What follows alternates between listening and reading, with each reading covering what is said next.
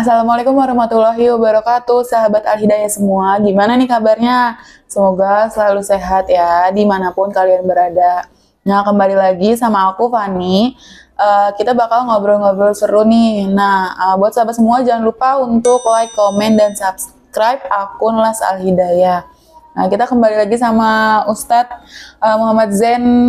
Ya Ustadz. Ya, baik Iya. Mbak Fani, sehat? Alhamdulillah, Ustadz juga sehat. Sehat, alhamdulillah. Iya, topik yang akan kita bahas kali ini yaitu berakhlak dulu atau berilmu dulu ya Ustadz. Ya, betul. Soalnya kadang tuh banyak banget yang bilang nih kayak percuma gitu pinter, tapi kalau nggak ada akhlak ya sama aja percuma gitu kan. Terus juga ada juga yang bilang juga kayak gimana mau berakhlak, orang ilmunya juga nggak tahu gitu kan. Iya. Nah, kalau menurut Ustadz sendiri nih gimana nih Iya. pandangannya? Beradab dulu atau berakhlak? Oh, ini pertanyaannya agak sulit nih. Sulit nih.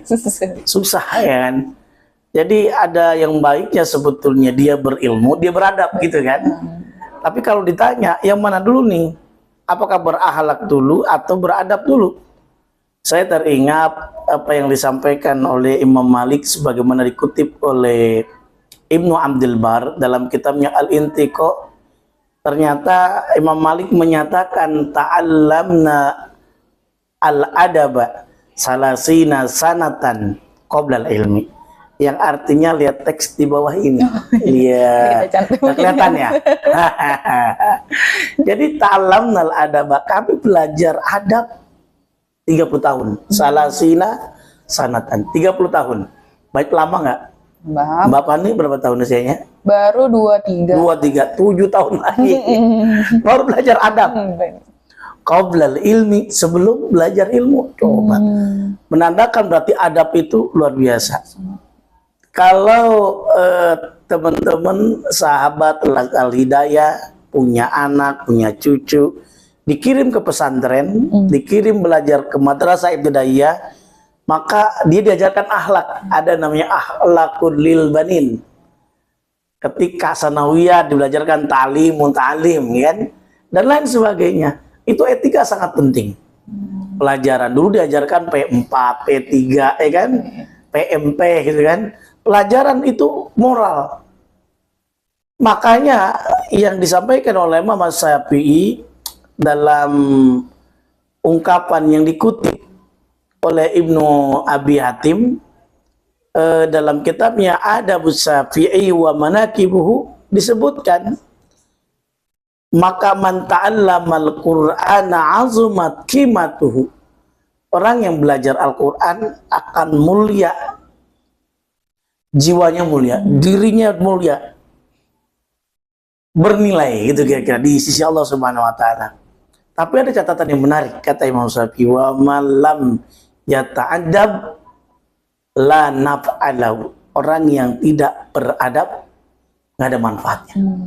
Berarti ilmunya walaupun dia udah kuliah S1, S2, S3 sampai profesor sampai S10, angkot Ciputat Bintaro. Jurusan itu ya? Jurusan tuh angkot ada. Apalagi kalau Samsung kayaknya udah S+1 juga udah ada. S4 ya, ada. S4 ya, S-teler juga udah ada. Bayangin, apa artinya dokter? Dokter spesialis, subspesialis kalau nggak beradab. Makanya berapa banyak orang ketika tidak ada adabnya, otaknya tanpa permisi, kadang-kadang orang nyeletuk. Dasar kada akhlaknya. Alaknya di mana? Di dengkul. Nah, otaknya di dengkul itu. Nah, bahaya orang yang tidak beradab, orang marah, emosi. Ya kan, yang sangat penting itu kan kita harus memahami, memuliakan orang. Kalau pengen dimuliakan oleh orang lain, kita harus terlebih dahulu memuliakan orang lain. Suami memahami keinginan istri, istri paham keinginan istri. Ayah, ibu sayang sama anaknya, kebutuhan anak juga sayang sama bapak sama ibunya. Kita pengertian sama tetangga kita. Kan kasusnya banyak ini. Iya. Masalah adab gara-gara parkiran mobil. Oh iya, ya kan? Rame juga. Itu masalah privat lari ke publik. Kayak saling menjelek-jelekan, begitu kira-kira kan. Itu padahal kalau diselesaikan dengan akhlak semuanya mudah-mudahan normal, gitu kira-kira kan. Maka adab itu sangat penting. Kasusnya ada anak sekolah dimarahi kan, yang ternyata yang dipecat adalah kepala sekolah, gitu kan. Dulu orang takut. Ketika waktu sekolah saya dulu, waktu saya ngaji digebuk pakai rotan, pakai kayu, balan, ngomong ke orang tua, justru dimarahin lagi sama orang tua. Kita yang diomelin juga. Iya, dimarahin. Bukan kayak orang sekarang. Oh, guru langsung persekusi, langsung dimasukkan ke jeruji besi, penjara kan. Adab di mana? Dulu waktu ngaji ada yang berisik lagi mengaji Quran, penghapus kan dulu ada yang kayu, dilempar, saya pernah tok aja, kena ini. Bahkan waktu ngaji ta'limun ta'alim atau diantara ngaji Fathul Qorib waktu itu, ternyata ada yang bunyi kentut, tut. Ketika bunyi kentut, tanya siapa yang kentut? Itu guru marah, dijewer nih, laki-laki ditarik cambang sampai berdarah, sakitnya luar biasa. Tapi kita nggak laporan, ya artinya wah itu adab etika. Sekarang orang kurang beretika, beradab. Yang kasus yang durhaka lagi yang luar biasa, naudzubillah min dzalik, yang terjadi di masyarakat sampai difilmkan tuh kisah. Yang kisah ya kan, kisah menantu akhirnya berselingkuh dengan mertua. Kan naudzubillah itu kan karena adabnya yang tidak baik. Nah, oleh karenanya adab ini sangat penting sekali. Menurut Ibnu Hajar al-Asqalani dalam kitabnya Fathul Bari, orang yang beradab menyebabkan amal ibadah diterima oleh Allah. Berarti kalau nggak beradab diterima nggak diterima. Ya kan, al-adabu miftahul qabulil ibadati indallahi. Ternyata kalau dia beradab kepada Allah, tadi mengerjakan sholat, ya kan. Kalau harta cukup disuruh dia bayar zakat, dia pergi haji, kan gitu kan. Adab yang kewajiban dia, ya kan, pada Allah Subhanahu Wa Taala, maka disebutkan tadi itu. Orang yang beradab miftahul qabulil ibadati indallah, menyebabkan rahasia kunci diterima amal ibadahnya di sisi Allah. Berarti bukan ilmu tapi apa? Adab. Tapi ada hal yang menarik, bahwa adab itu adalah perhiasan ilmu. Al-adabu zinatul ilmi. Ternyata adab itu adalah perhiasan ilmu. Kalau orang dia berilmu ditambah adab, luar biasa. Lengkap gitu ya. Lengkap. Bahkan disebutkanlah oleh Imam Malik, maka ternyata kalau orang tidak beradab, dia punya ilmu, tidak beradab, apalagi tidak diamalkan, seperti pohon yang nggak ada buahnya. Al-ilmu bila amalin kasyajaratin bila samarin. Ilmu tanpa amal, apalagi tanpa adab, seperti pohon yang nggak berbuah. Begitu kira-kira Mbak Fani. Berarti dua-duanya tuh jalan bersamaan ya Ustadz? Bersamaan. Kalau misalkan insya Allah hidup kita tuh bakal lebih bermanfaat, dan juga bermanfaat kalau misalkan ilmu dan juga adab itu saling berjalan berbarengan, saling melengkapi ya Ustadz? Melengkapi, karena dalam Al-Quran disebutkan orang yang berilmu diangkat derajat oleh Allah. Berilmu. Yarfa'illahu alladhina amanu, beriman amanu minkum walladzina utul ilma darajat. Dan orang yang berilmu. Sekarang saya tanya, Bapak ini pernah ikut pengajian kan? Iya. Kalau ada pengajian, ada orang biasa, ada ustadz, saya mau tanya, kuenya banyakan mana? Depan orang biasa atau depan ustadz? Depan ustadz pasti. Di depan ustadz, iya kan? Karena kenapa? Ilmu. Sekarang saya tanya, gaji satpam sama gaji manajer besaran mana? Manajer kenapa? Ilmu. Tukang batu ginjal sama tukang batu kali gaji besaran mana? Batu ginjal. Batu ginjal itu siapa? Dokter. Dokter spesialis jantung atau ginjal kan? Nah itu lebih besar dibanding tukang batu kali. Yang satu kerja otak, yang satu kerja otot.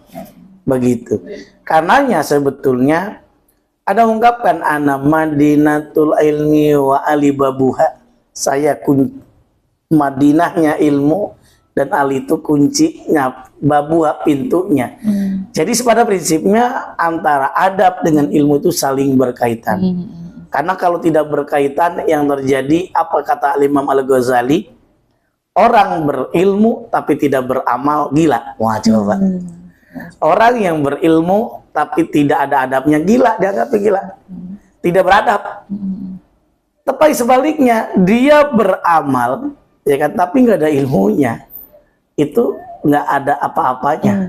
Maka diungkapkan oleh Imam Ghazali dalam kitabnya tadi Ihya Ulumuddin, al ilmu bila amalin jununun.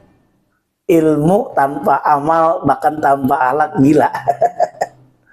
Wal amalu bila ilmin la naf'alahu, dan orang dia beramal tanpa ilmu nggak manfaat karena tadi niatnya, nggak paham ilmunya, ya kan, sehingga tidak diterima amal ibadahnya di sisi Allah Subhanahu Wa Taala. Gara-gara apa? Ilmu. Ada ungkapan dalam hadis namanya faqihun wahidun asaddu ala syaitan min alfi abidin. Orang yang faqih, orang yang berilmu, kata setan, satu orang yang faqih lebih sulit bagi setan menggoda 1000 ahli ibadah. Coba, ahli ibadah berarti apa? Orang yang ibadah tapi nggak ada ilmunya. Sama aja. Ya sama, begitu Allah alim. Ya, berarti bisa dibilang tuh kalau akhlak tuh niatnya, ilmu tuh berarti alatnya gitu ya Ustaz ya? Ya, bahkan tadi sebagai perhiasan. Oh, iya, perhiasan. Kalau perhiasan berarti kan untuk menyempurnakan rumah. Ya. Kalau nggak ada akhlaknya itu diibaratkan pondasi itu adalah akidah, iman. Tiang semuanya ini, pintu-pintu jendela itu namanya syariah atau Islam. Yang atasnya adalah akhlak. Bayangkan kalau orang nggak ada akhlaknya berarti rumah yang nggak atapnya. Seperti pohon tadi nggak ada buahnya yang tidak memberikan manfaat. Ya, nah kalau misalkan buat anak muda zaman sekarang juga nih Ustadz ya, yang hidup di era digital kan, pesan Ustadz nih buat kita kaum Gen Z gitu kan, hubungan antara akhlak sama ilmu ini. Iya. Gitu. Terutama kalau kita dapat berita, kan harus pakai adab etika. Jangan sharing dulu sebelum disaring. Cek dulu, patabayanu, cek and recheck. Berapa banyak orang di penjara gara-gara ciutan-ciutan jarinya. Padahal sebetulnya kalau di bumi ini ngomong apa? Mulut kita al-yawma nakhtimu ala afwahihim, kan gitu dalam surah Yasin. Wa tukallimuna aydihim, yang berbicara apa? Tangan kita nanti di akhirat. Tapi sekarang bukan hanya mulut yang ngomong, tapi jari-jari kita ini. Teman-teman sahabat Laz Al Hidayah, terutama Gen Z apa Gen Z nih? Nah, Gen Z, jangan lupa ya kan, termasuk generasi milenial yang lebih sepuh lagi ya. Jangan lupa saring dulu. Pastiin dulu beritanya benar atau tidak. Kalau memang bermanfaat dan betul, boleh di-sharing. Berapa banyak grup bubar? Gara-gara apa? Karena gara tadi ada yang sharing-sharing yang bikin rusuh, yang bikin kekacauan dalam ukhuwah, yang harusnya medsos itu menjadi ukhuwah, menjadi permusuhan, berantem, perkelahian. Dan berapa banyak gara-gara tersinggung di handphone, di WA, di netizen, mereka dijeruji besikan, artinya dipendara. Berarti jaga ikhfaz lisanak, jaga juga jari-jari kita. Dulu mulutmu harimaumu, sekarang jarimu juga harimaumu. Begitu kan? Kayak gitu aja ya Ustaz. Ya siap. Kita banyak banget nih ilmunya yang bisa kita dapat nih ya dari Ustadz Muhammad Zain gitu. Semoga pembahasan-pembahasan yang udah kita angkat tadi itu bisa masuk nih ke teman-teman semua, biar jadi ilmu baru ya kan. Nah buat teman-teman semua jangan lupa untuk aku ingetin kembali buat subscribe, like dan juga komen. Apalagi kalau misalkan ada topik-topik yang perlu kita bahas lagi, yang kita angkat, nanti kita bakal ngobrol lagi sama Ustadz Muhammad Zain atau juga dengan ustadz-ustadz yang lain gitu. Nah, makasih banyak ya Ustadz. Sama-sama Mbak Fani. Kayak gitu aku tutup. Wassalamualaikum warahmatullahi wabarakatuh. Waalaikumsalam warahmatullahi wabarakatuh.